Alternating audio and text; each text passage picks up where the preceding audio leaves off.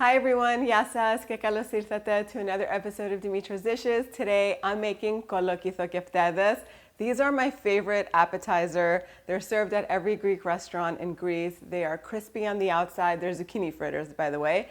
Crispy on the outside, juicy, and so flavorful on the inside because I like to combine shredded zucchini with fresh herbs, of course lots of feta cheese, and I fry them and they're beautifully crispy on the outside and they're soft and juicy and cheesy on the inside.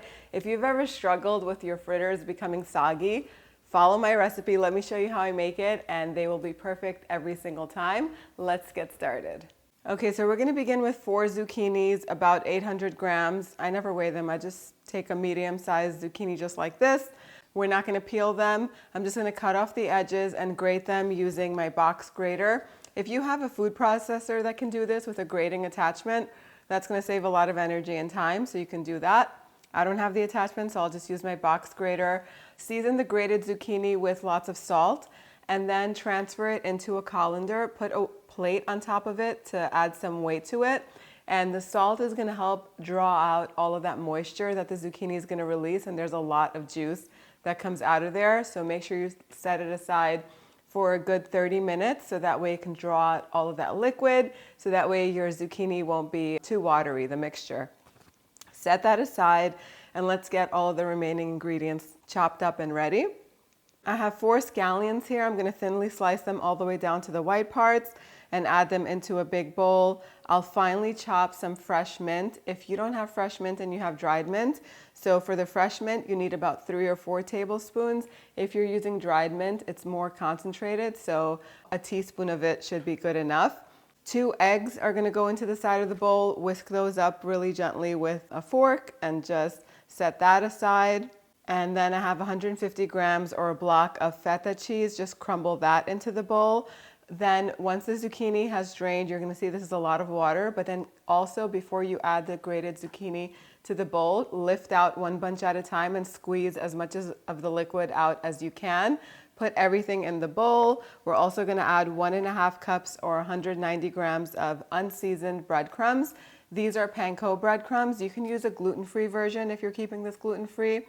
And mix everything all together. We're gonna season it with 1.25 teaspoons of salt, some freshly cracked black pepper. If you like red pepper flakes like I do, you can do a little pinch of that.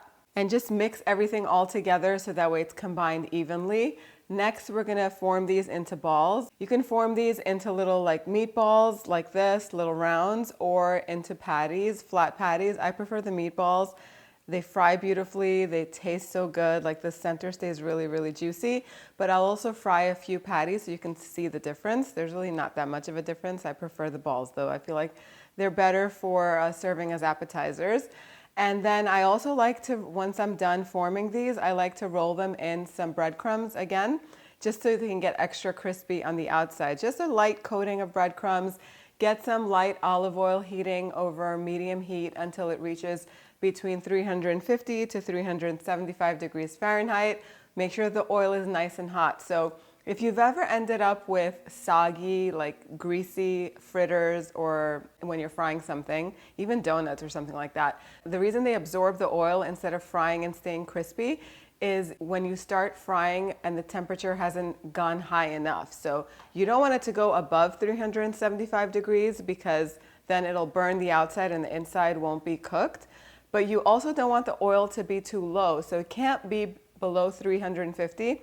As soon as you drop the zucchini balls in there, the temperature is gonna naturally drop a little bit more. So make sure that the oil is hot enough, and that's what's gonna ensure that the fritters are very crispy on the outside and they stay juicy on the inside, and they won't be at all oily or like soggy. That's the main trick.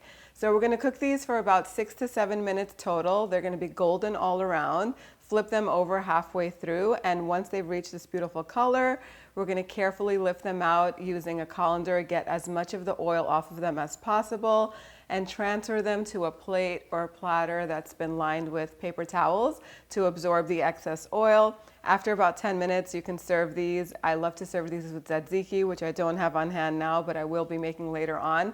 They're so crispy on the outside. Look at how juicy and fresh they are on the inside. Absolutely delicious. You have to try these.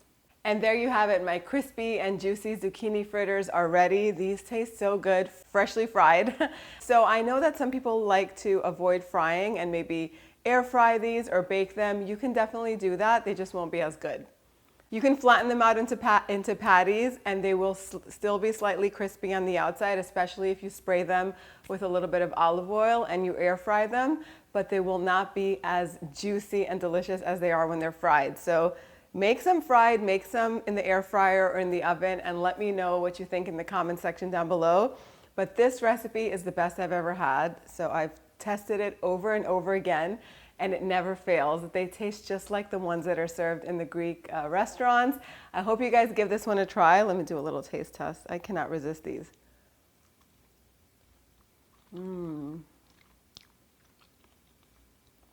I could eat all of them, especially if I had a big bowl of tzatziki, spoonful of tzatziki over a bite of the fritter. It's heaven on earth. I hope you guys give this recipe a try. You can print it out and see all the step-by-step instructions and tips on the website, dimitrasdishes.com. Thank you so much for spending time with me today. I'll see you all next time. Yes, oh my goodness. So good.